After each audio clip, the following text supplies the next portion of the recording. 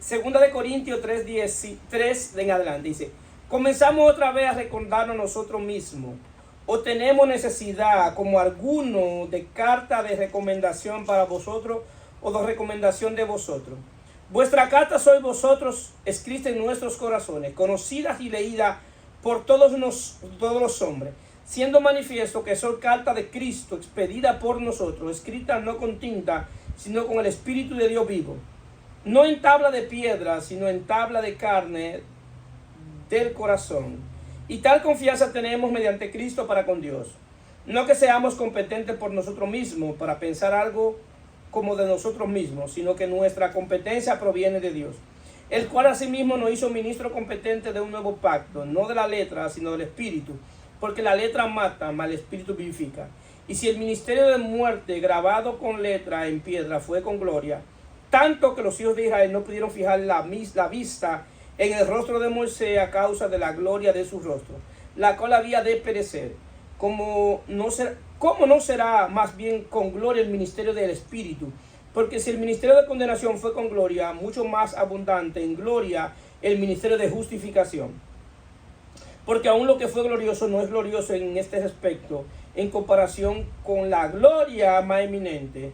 Porque si lo que perece tuvo gloria, mucho más glorioso será lo que permanece. La palabra del Señor está bendecida. Estamos hablando y vamos a hablar bajo el tema las leyes divinas en el corazón.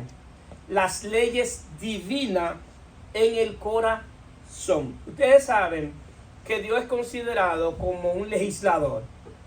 Y como un legislador es que legisla las leyes que deben gobernar en el mundo espiritual.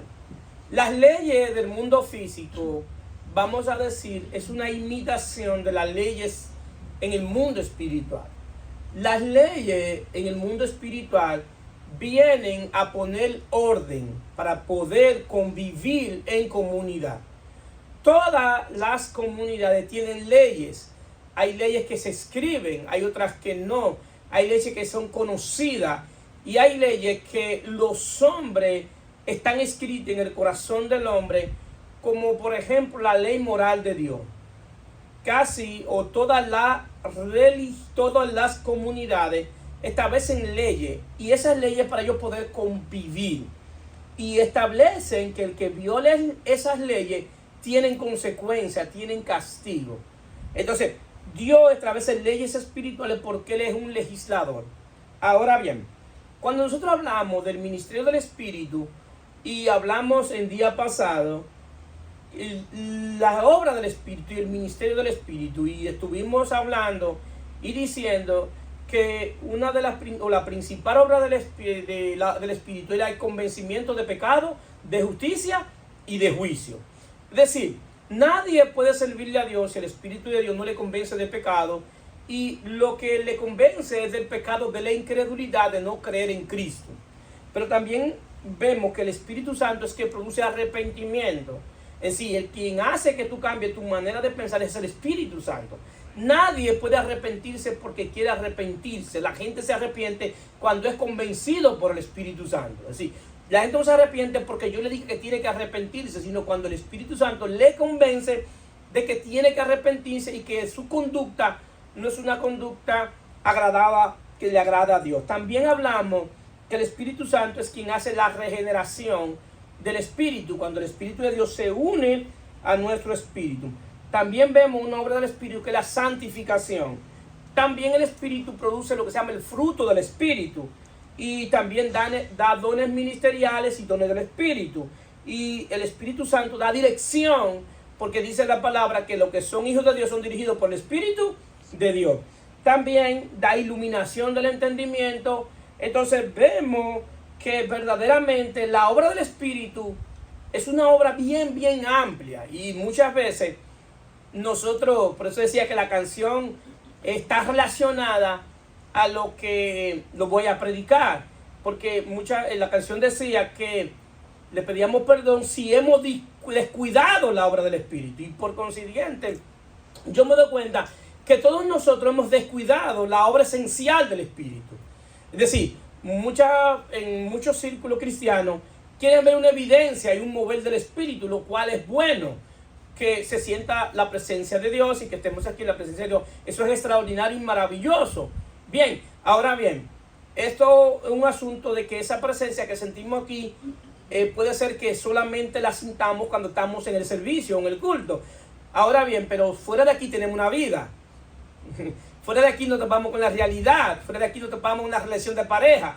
Fuera de aquí no tenemos una relación con un empleador, con un empleado. Tenemos relación con personas en el tránsito y en la vida, en los negocios. Entonces, ¿qué pasa? ¿Qué pasa entonces con la obra que tiene que hacer el Espíritu Santo para prepararnos para el diario vivir? Entonces nos damos cuenta que la obra del Espíritu no es una obra de un momento y no es una obra de un lugar, sino es una obra que todos nosotros necesitamos hasta que Cristo venga. ¿Cuántos lo creen? Amén. Y el Espíritu Santo lo va a hacer y está dispuesto a hacerlo. ¿Por qué? Porque vamos a decir que ese es su trabajo. Y Él está consciente de eso. Y Él le agrada hacerlo. Él le agrada hacerlo. Ahora bien, si nosotros nos damos cuenta, en el ministerio de Jesús y el ministerio de Pablo tienen algo similar. Y es que los dos ministerios tuvieron una grande oposición. Y la oposición más grande que tuvo el ministerio de Jesús y el ministerio de Pablo no fueron los pecadores. Sí, ustedes no vieron los pecadores oponiéndose al ministerio de Jesús. A todo lo contrario, decían que él era un pecador y era un comilón porque se juntaba con bebedores y comilones. Entonces, lo acusaban de obtener una cercanía con los pecadores. Sin embargo, el ministerio de Jesús y el ministerio de Pablo, la oposición que tuvo más grande, o la única oposición que tuvo, fue la oposición de la religión judía. Si nos damos cuenta, quienes atacaban a Jesús eran los judíos, los religiosos. Ahora, ¿cuál es el problema de la religión? El problema grave de la religión es que establece un sistema de leyes escrita con la cual el hombre se puede acercar a Dios y le puede servir a Dios. Y establecen una forma, establecen un modelo, y establecen y dicen, de esta manera es que se le sirve a Dios. Y todo aquel que no le sirve a Dios está condenado y va para el infierno. Es decir, el modelo somos nosotros. Fuera de nosotros no hay otro modelo. Y eso lo hacen todas las religiones. Hay algunas que establecen que la única manera de ser salvo es si tú perteneces a otra religión, a esa religión. Ahí inmediatamente, cuando alguien le diga eso, identifiquen lo que es una secta. Las sectas establecen que solamente a través de ellos puede haber salvación.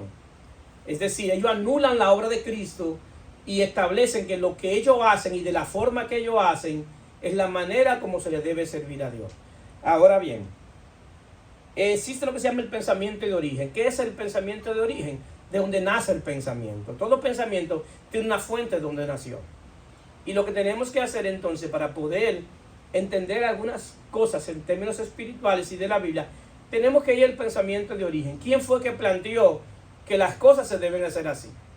Es decir, ¿por qué yo tengo que adorar hincado? ¿Por qué yo tengo que orar hincado? Si ¿quién lo estableció? ¿Y qué establece la Biblia? Alguien que me vio orando con los ojos abiertos y se sorprendió y me dijo, pastor, ¿por qué usted ora con los ojos abiertos? Y yo, es que hay libertad para orar, tú puedes orar con los ojos cerrados y los ojos abiertos. Y me dice, a mí me enseñaron que orar con los ojos abiertos es pecado. Pero yo no la culpé a ella, yo la culpé al pensamiento de origen. ¿Quién le enseñó? ¿Por qué? Porque cuando esa persona comenzó en el cristianismo, quien le enseñó, le habían enseñado eso. ¿Y qué hizo él? Transmitió lo que le enseñaron, lo que más le enseñaron. Y si vamos ahí, tenemos que ir buscando el pensamiento de origen. Y fácilmente quien estableció eso fue alguien que le vino ahí solamente y lo estableció y comenzó a establecerlo así. Y desde ahí, entonces todos nosotros tenemos en nuestra creencia un sistema de pensamiento que tiene lo que se llama un pensamiento de origen, donde nace ese pensamiento. Ahora, y nosotros tenemos que saber que la Biblia es la fuente del pensamiento divino. Es decir, cuando yo me acerco a las Sagradas Escrituras, me estoy acercando a la manera que Dios piensa. Es decir, la Biblia es el pensamiento de Dios, cómo Dios piensa. ¿Bien? Ahora bien, Israel estaba acostumbrado a acercarse a Dios por medio de la ley de Moisés. Y tenían a Moisés como mediador. El ministerio que Moisés ejercía, dice Pablo que tuvo gloria. Y es verdad que tuvo gloria, porque era una gloria visible. Ustedes se imaginan ellos esperando a Moisés 40 días y Moisés baja del monte con la tabla escrita y baja con la gloria de Dios en su rostro. Y ellos sabían que Moisés había estado 40 días con Dios. Pero en ese tiempo que Moisés duró 40 días con Dios, a ellos se le olvidó todo lo que Dios había hecho con ellos. Gracias. Todo lo que Dios había con ellos. Y le pidieron a Aarón que le hicieran un becerro de oro para adorar. Es decir, que para ellos no le valió que Dios le había abierto el mar rojo. No le tuvieron en cuenta lo que Dios había hecho para sacarlo de Egipto. Cómo Dios había hecho perecer al faraón y su carro y sus caballos en medio del mar. A ellos no les valió con todo lo que Dios hizo, señales, prodigios y maravillas, cuando el mediador, a quien ellos tenían como mediador, dejaron de verlo, inmediatamente su fe desmayó. Pero la gloria de Dios vuelve a ellos cuando Moisés baja del monte y trae la tabla y trae la ley que Dios le da. Pero esa ley que Dios le da, Pablo le llama el ministerio de condenación. Y era el ministerio de condenación porque por causa del pecado de ellos había que condenar a un animal. Había que condenar a un animal para Dios no condenar a ellos por sus pecados. El asunto del problema del ministerio de condenación, que el ministerio de condenación no es dado para traer transformación. Lo voy a repetir. El ministerio de la ley no es dado para traer transformación. La ley no transforma la mentalidad, ni el corazón, ni el alma. ¿Pero por qué no lo hace? Porque la ley no fue dada para eso. No lo hace porque no fue dada para eso. Dice la palabra que la ley fue dada como un ayo hasta que llegara Cristo. Es decir, que la ley lo iba a dirigir a Cristo. Era un ayo, era una especie de un esclavo que llevaba a los hijos de los judíos y de los griegos y los romanos, o principalmente de los judíos, a la sinagoga. Pero el ayo no entraba a la sinagoga, sino que solo lo dejaba en la puerta. El ayo no le enseñaba, solamente lo dirigía a donde quien lo podía enseñar, a un maestro dentro de la sinagoga. Y Pablo dice que la ley fue nuestro ayo hasta que llegara Cristo. Pero también Pablo dice en Romanos que la ley fue dada para el conocimiento del pecado, para que el pecado abundase. ¿Por qué? Porque donde abundase el pecado iba a sobreabundar la gracia de Dios. Pero también me llama la atención lo que Pablo dice. Pablo dice en 1 Timoteo 1:8, pero sabemos que la ley es buena si uno la usa legítimamente. La ley es buena. ¿Por qué? Porque proviene de un Dios bueno. Es decir, yo no estoy condenando a la ley, ni estoy diciendo que la ley no es efectiva. No, es buena. Conociendo esto, que la ley no fue dada para el justo. La ley no es dada para el justo, sino para los transgresores y desobedientes, para los impíos y pecadores, para los irreverentes y profanos, para los parricidas y matricidas, para los homicidas, para los fornicarios, para los sodomitas, para los secuestradores, para los mentirosos y perjuros, para cuantos se opongan a la sana doctrina. Es decir, que la ley de Dios no es dada para aquellos que han sido justificados por la fe en Jesucristo. Amén. ¿Por qué? Porque cuando alguien es justificado por la fe en Jesucristo, lo que Dios hace es que comienza a escribir en el corazón de ese hombre que ha sido justificado. Dios comienza a escribir la ley divina en su corazón. Dios no comienza a darle una serie de leyes que están fuera de él para que él pueda vivir con esas leyes. Dios comienza a darle su palabra, a depositarla adentro, y por medio de su espíritu comienza a escribir en el corazón de ese hombre, a punto de que esa ley comienza a tener un poder espiritual en él para transformar su comportamiento, su conducta, para Dios hacer una obra interna en el corazón de él. Entonces, ¿qué pasa? Pablo hace dos referencias, y hace dos referencias de dos montes en este texto, y hace una comparación de esos dos montes. Y la comparación de los dos montes que él hace es la comparación del monte Sinaí y el monte que estaba en Jerusalén, donde estaba el Gólgota, que Cristo fue crucificado. Y él habla que el Sinaí tuvo gloria en sí mismo, porque la gloria de Dios estaba visible, y porque la tabla de Dios había escrito en tabla con el dedo de Dios los mandamientos. En el lenguaje bíblico, el dedo de Dios simboliza el poder de Dios. Es decir, que lo que Dios hace es con el dedo. Cuando él escribe con el dedo. Ahora bien, hay una historia que le llevan a una mujer encontrada en acto de adulterio a Jesús, y la encuentran en esa condición.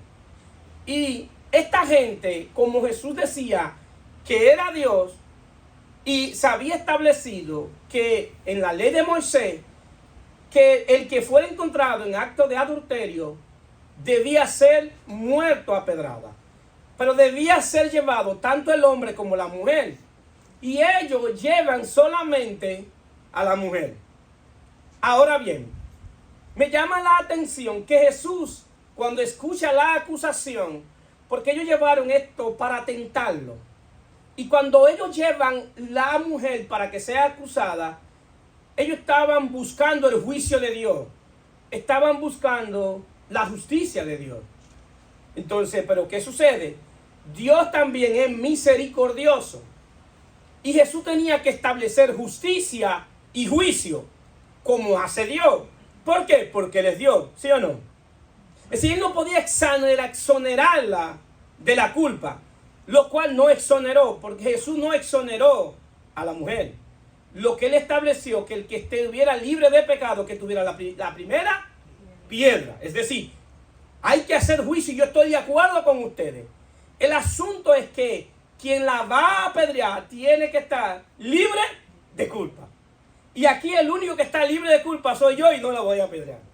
En vez de yo comenzar a buscar piedra para apedrearla, Jesús comienza a escribir con el dedo de Dios en la tierra, diciéndole a manera de tipo, sombra y de figura, que esta mujer había que escribir en ella, pero había que escribir en ella, en el corazón de ella, había que escribir justicia.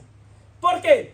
Porque lo que hace que el corazón del hombre se incline a Dios es cuando Dios le imputa la justicia de Dios, cuando Dios te hace justo igual que Él. Pero también deja entredicho que lo que la estaban acusando necesitaban misericordia. Que si en verdad ellos hubiesen sido misericordiosos, en vez de establecer juicio, debieron establecer misericordia.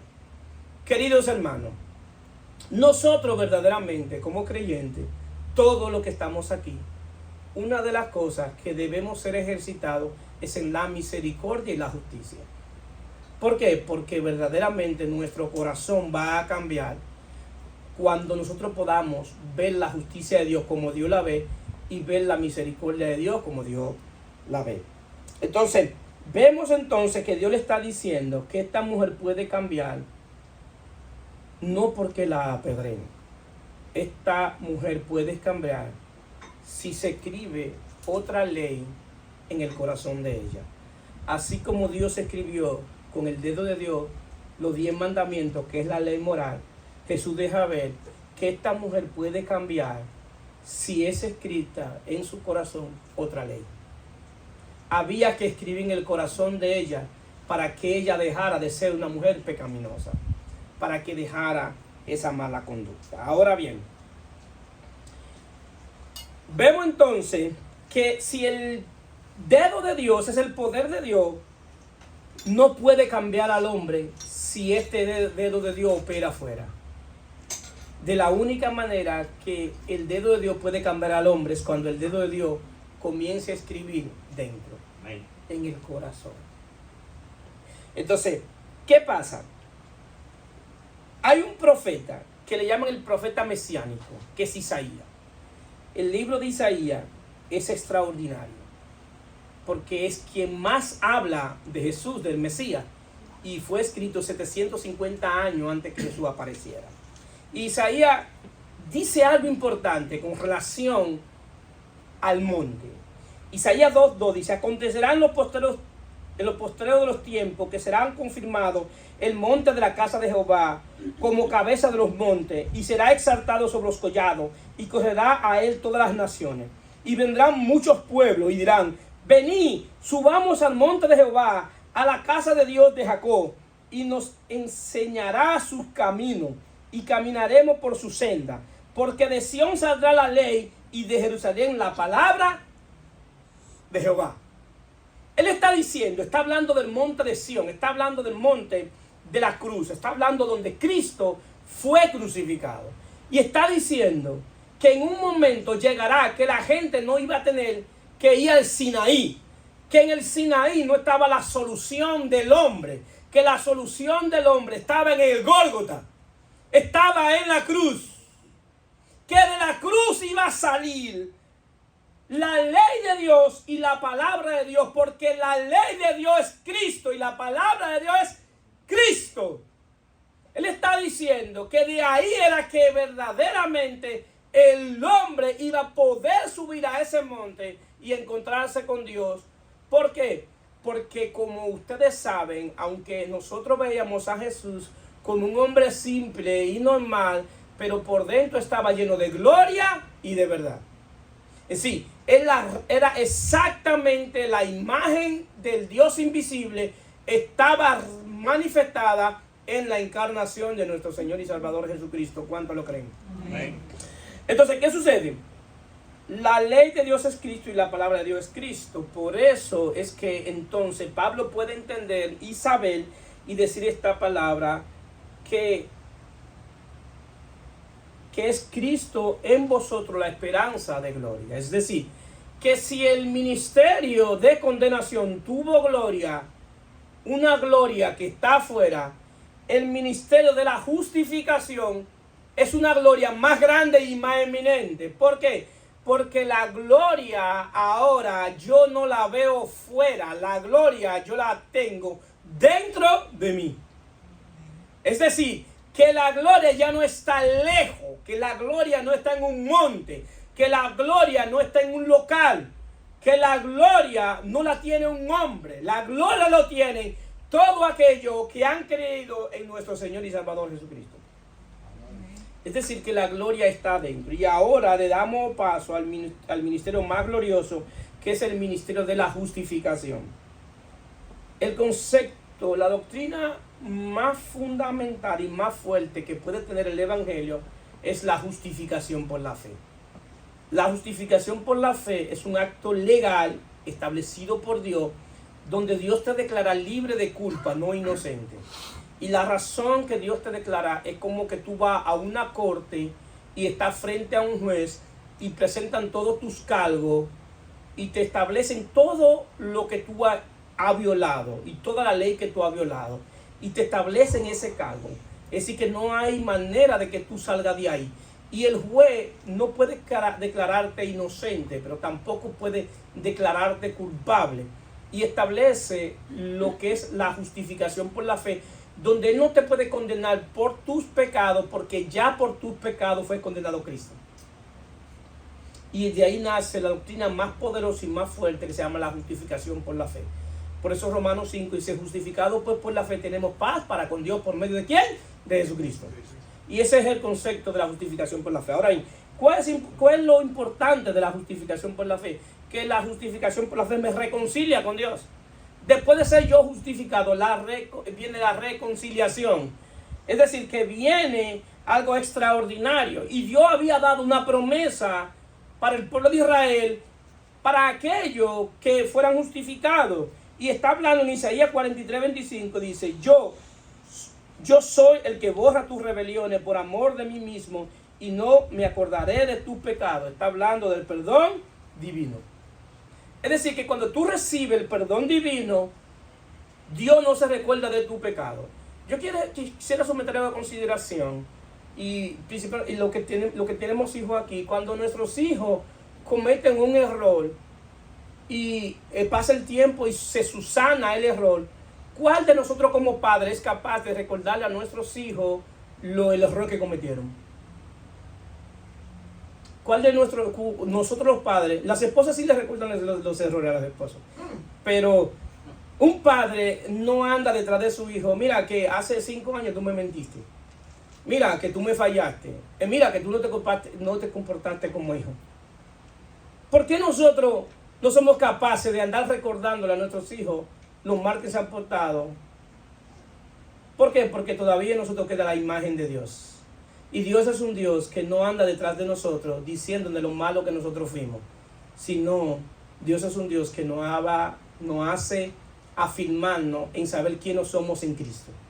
Si usted como creyente, queridos hermanos, hay que estarle recordando constantemente lo pecaminoso que usted es, usted necesita arrepentimiento.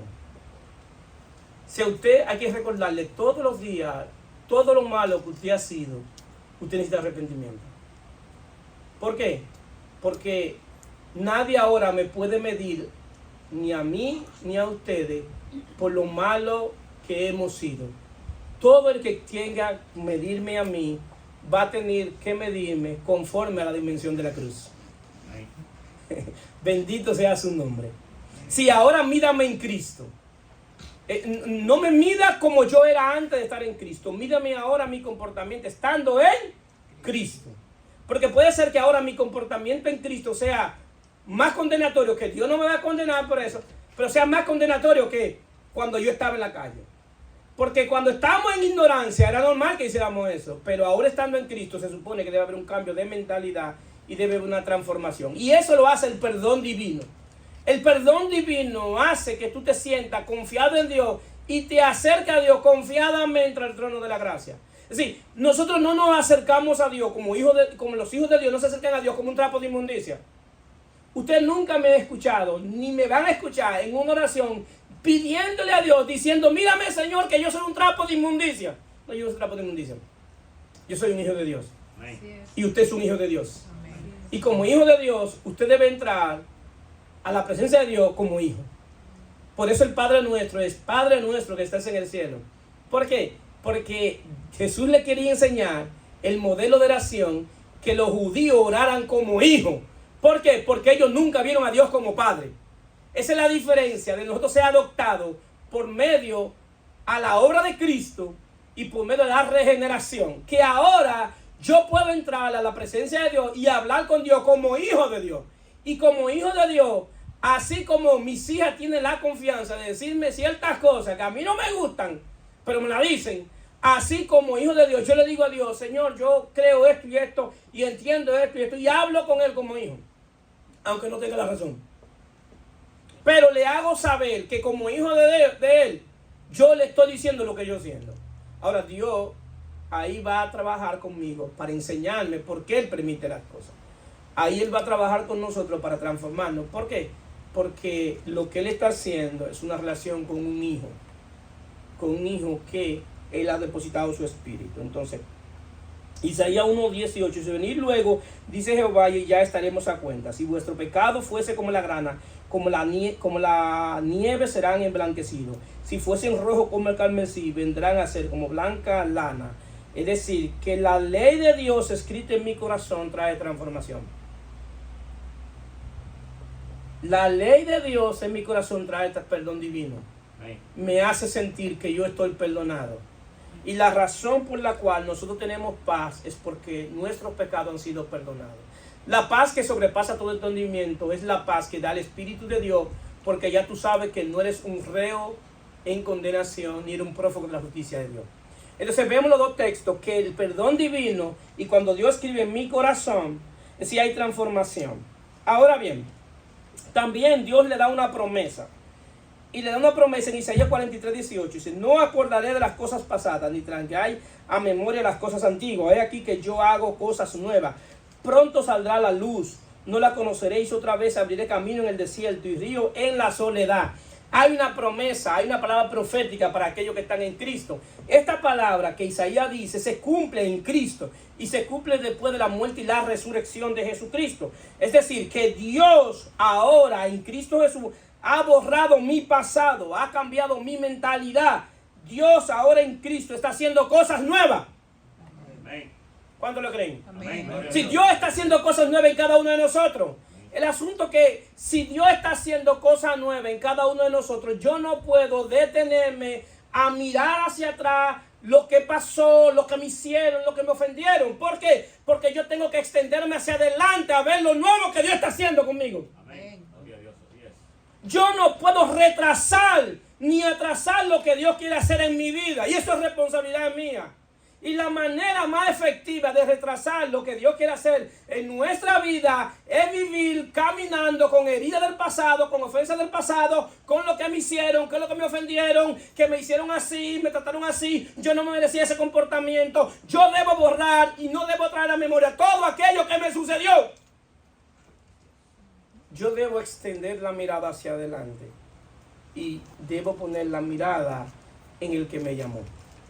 Y no puedo limitar lo que Dios quiere hacer conmigo y lo que Dios quiere hacer a través de mí. ¿Por qué?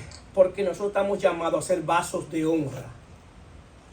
Dice Pablo que en una casa hay utensilios hay muchos utensilios. Uno que son vasos de honra y otro que son vasos de deshonra. El yo no borrar el pasado me hace o puedo convertirme en un vaso de deshonra. Pero sin embargo, si yo borro todo el pasado y extiendo hacia adelante, Dios puede convertirme en un vaso de honra. ¿Cuántos quieren ser un vaso de honra? Amén. Todos queremos ser un vaso de honra. ¿Para qué? Para que Dios nos utilice. No sé quién fue que habló aquí en medio de la alabanza. No sé si fue Mario o Casey, creo que fue Mario, que habló de la unidad. Jocelyn habló también de lo que Dios puede hacer. Y eso es algo extraordinario, saber que en la mano de ustedes hay gente que van a venir cautivo y una alabanza de ustedes va a hacer que esa persona sea libre. Amén. Pero ¿para qué Dios hace eso? Dios hace eso, liberta a esa persona para que pueda recibir la palabra en la predicación. Amén. Porque el cautivo no recibe la palabra. Por más que tú le quieras predicar al cautivo, no recibe la palabra. Por eso es que el grupo de alabanza, de adoración, es tan importante. Porque cuando adora, cuando está aquí, hace que el que viene aquí cautivo sea libre. Y al estar libre, ahora el Espíritu de Dios puede trabajar en ello. Ahora bien, como alguien dijo la semana pasada, ¿cómo yo puedo libertar a un cautivo si yo estoy cautivo? ¿Hello? Es decir que yo debo tener una responsabilidad y es saber a qué Dios me llamó. Y ser colaborador de Dios en la obra de Dios. Denle un aplauso a Cristo.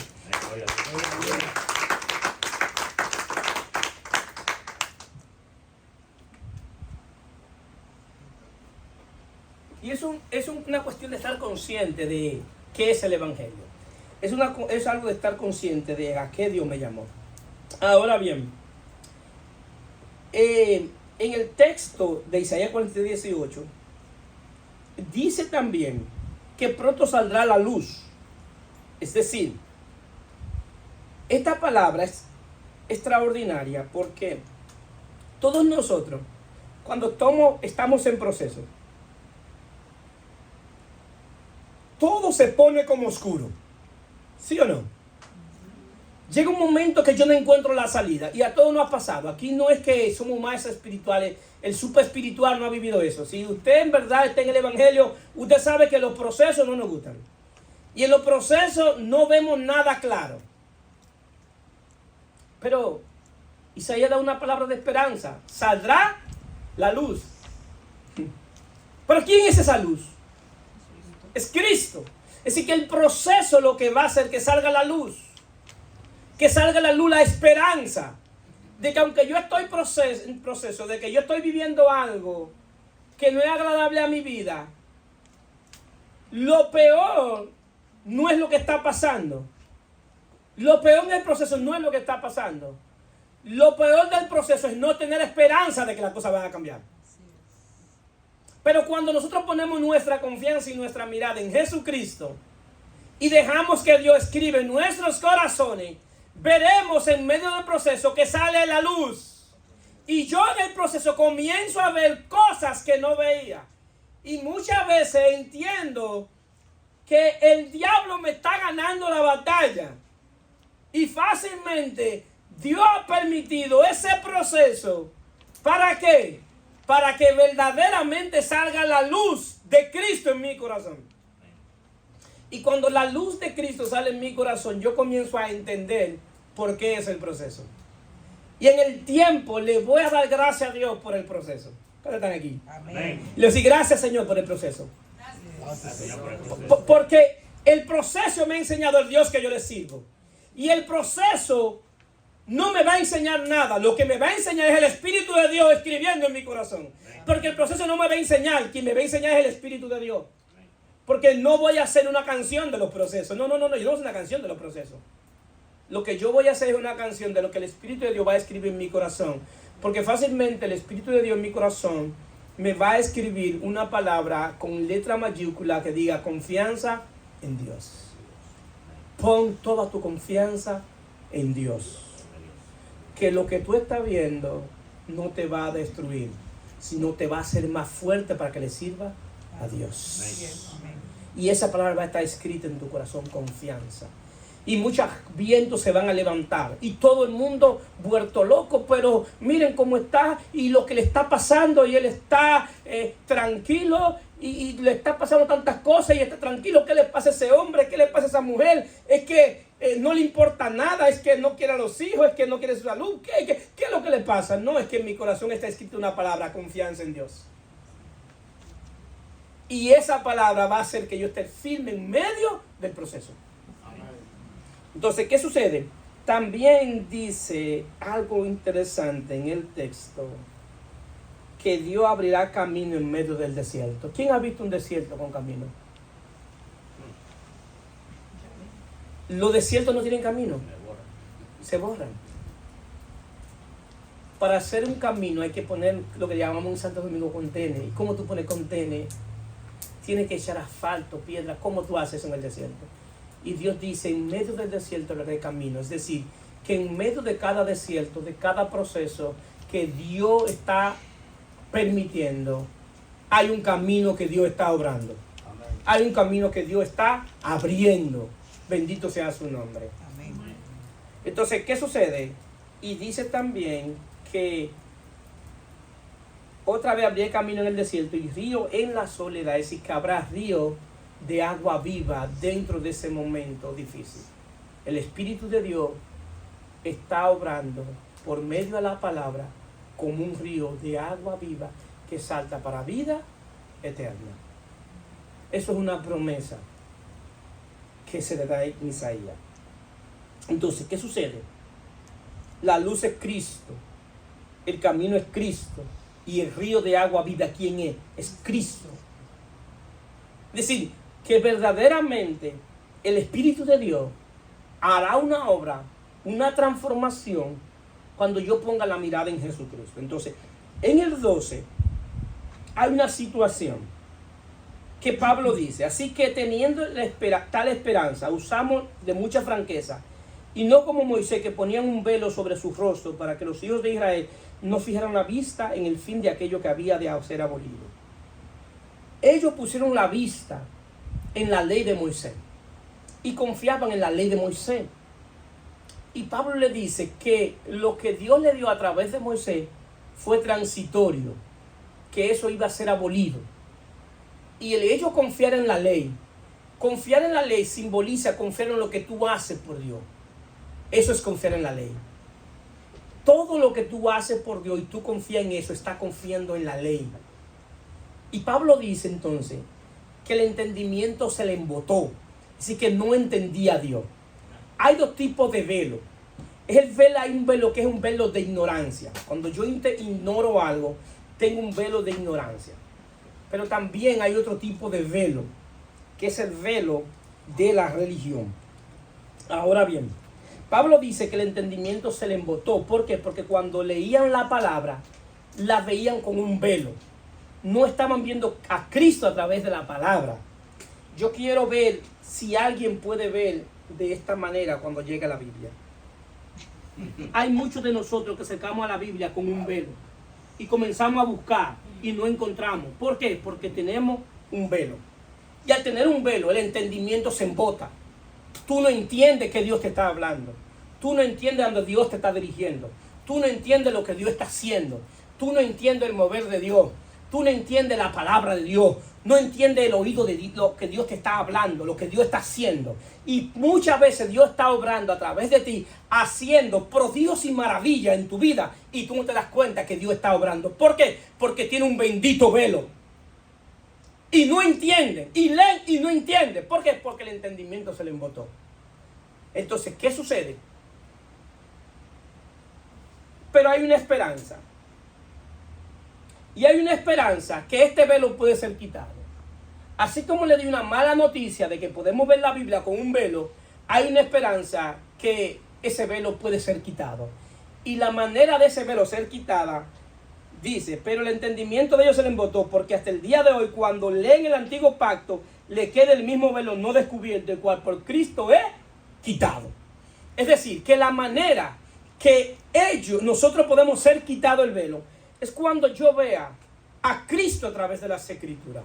Lo que Cristo hizo, el Espíritu Santo hizo en el Antiguo Testamento, a manera de tipo, sombra y figura, es lo que Dios hace ahora en mí, dentro de mí.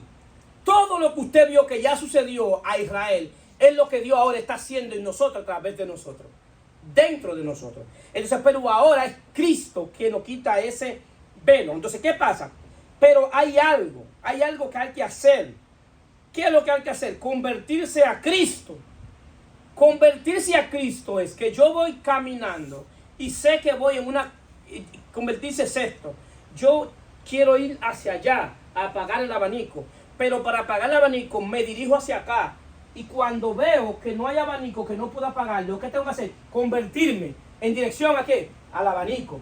Entonces, ¿qué pasa? Muchas veces nosotros vamos en dirección a una denominación, a un evangelio, a una iglesia física.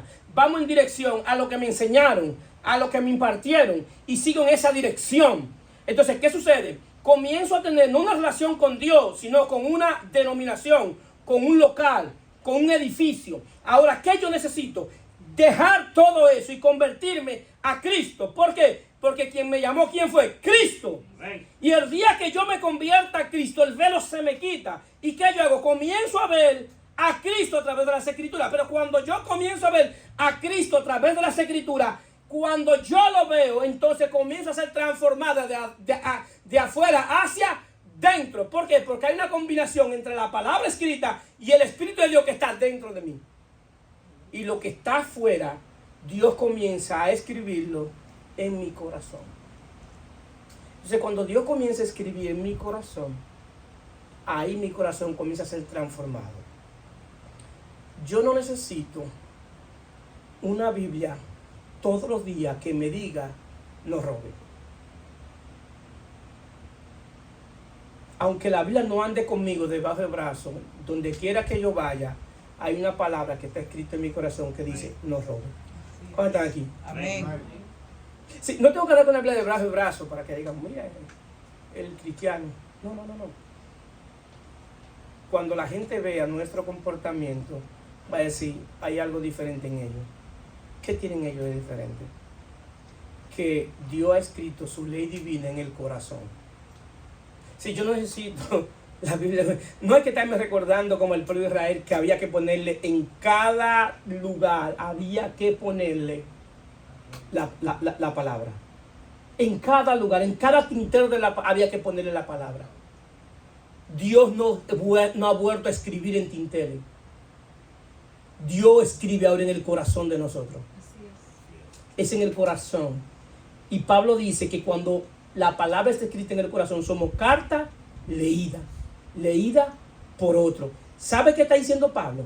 Que esa carta leída por otro tiene tanto poder como la misma Biblia. Tiene tanto poder como la misma Biblia. Es decir, que lo que nosotros le decimos a la gente y nuestro comportamiento que le decimos a la gente tiene tanto poder de convencer como alguien que se acerque a la Biblia a leerla. ¿Ustedes han pensado en la responsabilidad que nosotros tenemos?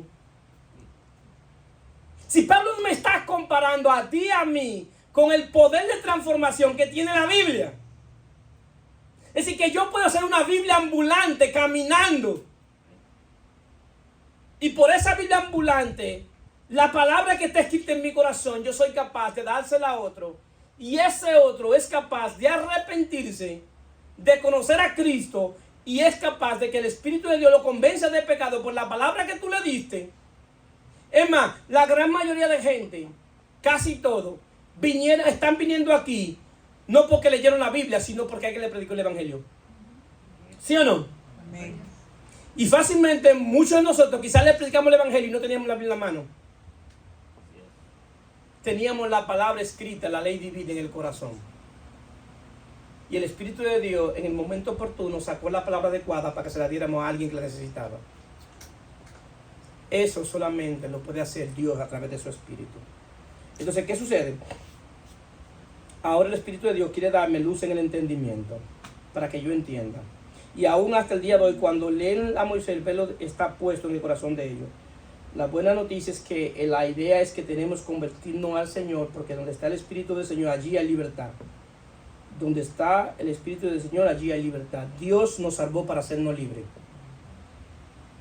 Si nosotros Dios nos salvó para hacernos libres, no nos hagamos esclavos nuevamente, porque a libertad nos llamó Cristo. Amén.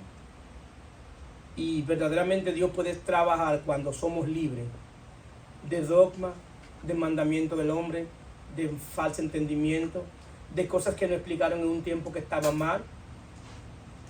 No es que estaba mal la enseñanza, es que hasta ese momento me enseñaron.